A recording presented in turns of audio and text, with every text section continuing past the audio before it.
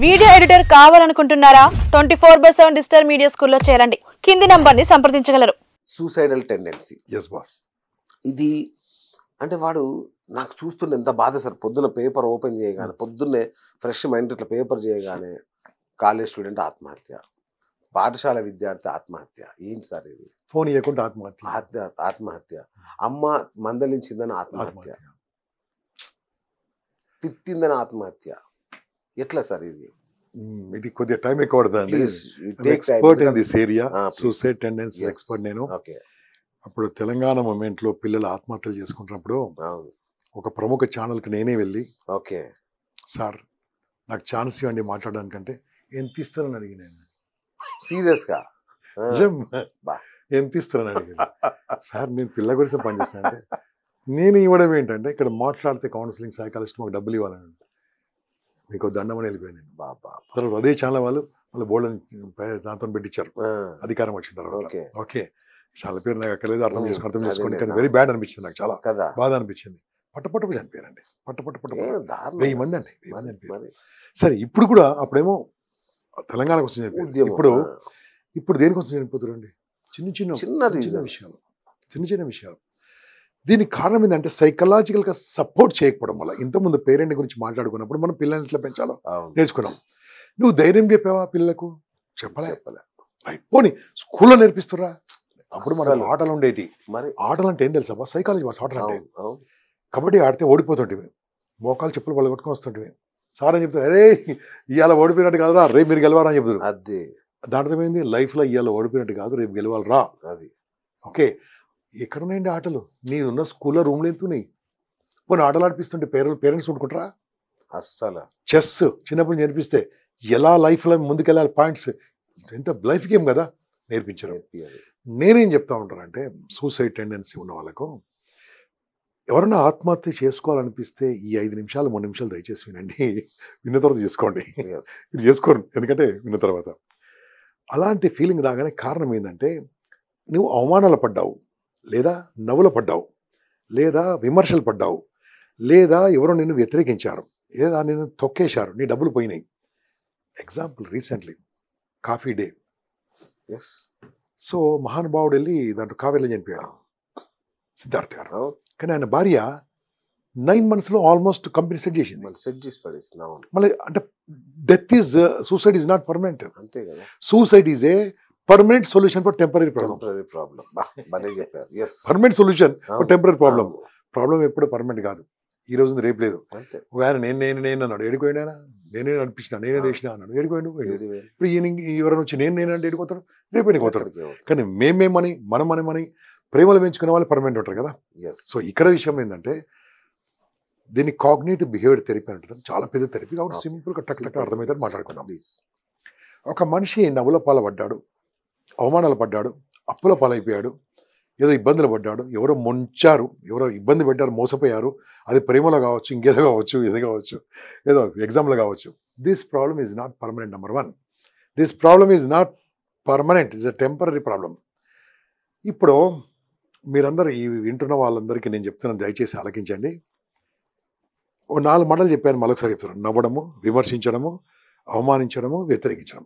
Okay, ఈ 4 మాటలు వ్యతిరేకమైన మాటలండి, అంటే నెగిటివ్ పాయింట్స్. శ్రీనివాస్ గారు, ఈ 4 మాటలు లేని వాళ్ళు ఎవరున్నారా? 4 మాటలు పడని వాళ్ళు ఎవరున్నారా? అస్సలు. ఏం చేసి నవ్వుతూనే ఉంటారు కదా, ఏం చేసి నవ్వుతూనే ఉంటారు, ఎగతాళి చేస్తూనే ఉంటారు, అవమానం చేస్తుంటారు, విమర్శిస్తుంటారు. ఓ కిడ్నీ ఇచ్చిరనుకో, ఇంకో కిడ్నీ అంటాడు. నువ్వు దానం చేసావు అనుకో, వాడు పక్కలో దానం చేయాలంటాడు. ఒక ముతక సామెత చెప్తా మీకు, పెట్టనమ్మ అసలే పెట్టకపోయా, పెట్టిన ముండన్న మొత్తం పెట్టదా, పెట్టనమ్మని తిట్లేవాడు, పెట్టిన ముండ. ఇక కొంతమంది నేను నల్లగున్నా అంటారు. నువ్వు తెల్లగా ఛాన్స్ లేదు, తెల్లగుండ నల్లగైతారు, తెల్లగుండ నల్లగైతారు. పర్మనెంట్ కదా, పొట్టిగా నువ్వు పొడిగే ఛాన్స్ లేదు. ఓకే, ఏం ఆలోచించాలి నువ్వు? డబ్బులు పోయినాయి, ఫోన్ పోయింది, మాట పోయింది, నీ అవమానం అయ్యావు, ఏమవుతుంది అంతని? బాస్ ఒకసారి దేవుని చూసుకున్నాం, దేవుడు మాటలు పడ్డారా లేదా? ఎందువల్ల విమర్శ పడ్డారా? ఘోరంగా. పిఎం అందరూ, పిఎం సీఎం, పోయిన సీఎం ఎన్ని బూతులు, ఆయన తిట్టినన్ని బూతులు ప్రపంచంలో ఎవరిని తిట్టారు? ప్రెసిడెంట్ సీఎం కూడా ఎవరు అంటూ ఉన్నారు, బ్రహ్మాండంగా తిరుగుతున్నారు. ఆంధ్రప్రదేశ్ కావచ్చు, తెలంగాణ కావచ్చు. పోనీ ఎమ్మెల్యే అసలు ఆడ బతికైతే ఘోరం. అమ్మని తిట్టారా తిట్టలేవరన్నా? అది ఎందుకు తిట్టరు? అమ్మని ఎవరు తిట్టారు? వాళ్ళత్తమ్మ. వాళ్ళ అత్తమ్మ రాచి రంపాన ఇప్పుడు కోడలు. ఇప్పుడు కోడలు. ఆ పాత్ర మారింది. ఇప్పుడు లాస్ట్ పాయింట్ అడతాను బాస్. నాన్నగారిని హైయెస్ట్ గా విమర్శించింది ఎవరు?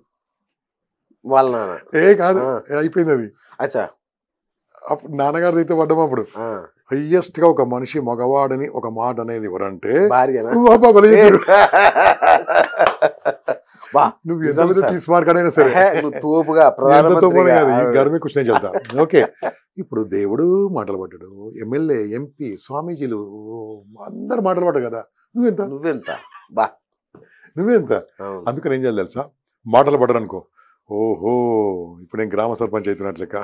ఇంకా తిట్టిరనుకో నువ్వు దేవుడు అవుతావు. దేవుడు మాటలు పడ్డాళ్ళు గొప్పలేరు. మాటలు పడ్డోళ్ళ పేరు చెప్పుకున్నాం మనం. మాటలు పడ్డోళ్ళ పేరు చెప్పుకోలే. అంతేగా.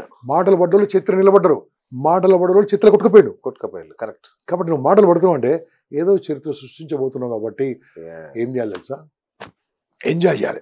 నన్ను ఒక మాట అనేవాడు ఉన్నాడంటే నా లోపల డెవలప్మెంట్ చూస్తున్నాడు. నన్ను ఒక మాట అనేవాడు ఉన్నాడంటే అతనికంటే నేను డిఫరెంట్గా చేస్తున్నాను కాబట్టి మాట అంటున్నాడు. మాట అంటున్నా అంటే రేపు నా మాట నడవబోతుంది, గుర్తుంచుకో. సో అందుకోసం ఏం చేయాలి తెలుసా? దీని ఒక పవిత్రమైన మంత్రం ఉంది. ఓకే, ఈ తమిళ్లో ఉంది, తెలుగులో ఉంది, కన్నడలో ఉంది, సంస్కృతంలో ఉంది. ఓకే, ఏం చెప్పాలి? తెలుగా? సంస్కృతం మాట్లాడుకుందాం ఫస్ట్. తెలుగులో ఏం తెలుసా?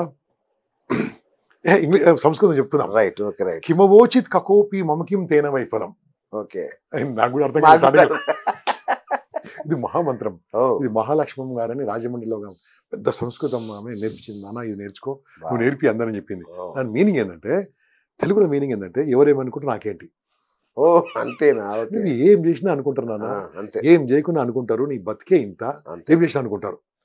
దాని తర్వాత నేను డెవలప్ చేసిన. సో వాట్, నువ్వేం చేసినా అంటారు, ఏం చేయకుండా అంటారు. స్టేజ్ మీద కొట్లు వచ్చి మాట్లాడమంటే మాట్లాడాడు, భయం అయితే అంటాడు. అరే ఈడ కూర్చున్నా అంటారు, ఆడిపోయినా అంటారు. కరెక్ట్. నువ్వు కూర్చుంటే లైఫ్ లాంగ్ అంటారు, సేమ్ మీకు ఎక్కితే ఒకసారి అంటారు. అంతే. ఏది కావాలి ఎంచుకో. ఈ రకంగా వాళ్ళని కౌన్సిలింగ్ చేస్తూ ఉంటాను. సో వాట్, అది మైండ్లో వేసేస్తూ ఉంటాను. అప్పుడు ఏం చేస్తాను సార్, తిట్లు పడ్డావు అనుకో, ఎంజాయ్ చేయి, ఇంటికి వెళ్ళి తిట్లను రా, ఇన్ని తిట్లు పడ్డారు, ఇంకా ఎన్ని తిట్లు ఉన్నాయి రాసుకో. అప్పుడు నేను బాధ పెట్టదు. వీళ్ళు ఏం చేస్తూ ఉంటారు తెలుసా? ఏదో ఒకటి తీసుకుంటారు, ఇట్లా తీసుకొని ఇట్లా బరువు మోస్తూ ఉంటారు. నన్ను తిట్టిండు. ఈ స్పెక్ట్స్ ఒక 10 grams 20 grams ఉంటాయి బాస్, అంతే. ఇలా పట్టుకుంటుంటే ఇలా పట్టుకున్నా అనుకో, నాకేనా వస్తుంది, ఘోరంగా నాకేనా వస్తుంది. పట్టుకుంది ఎంత బరువు, బరువు లేని దాన్ని పట్టుకుంటే బరువు అవుతుంది, పనికిరాని దాన్ని మైండ్లో పెట్టుకుంటే మైండ్ పడవుతుంది. ఏమో తెలుసా, దింపడే అన్నాడు కదా. మళ్ళీ ఫోన్ చేయ, అన్న బాగున్నవే మళ్ళీ అన్నాడు. ఇంకేమంటే అంటే మన కారణం ఏంటంటే, you are creating meaning to the meaningless. అర్థం లేని దానికి అర్థాలు ఇచ్చి ఆ విషయాన్ని అనర్థం చేసుకుంటున్నాం.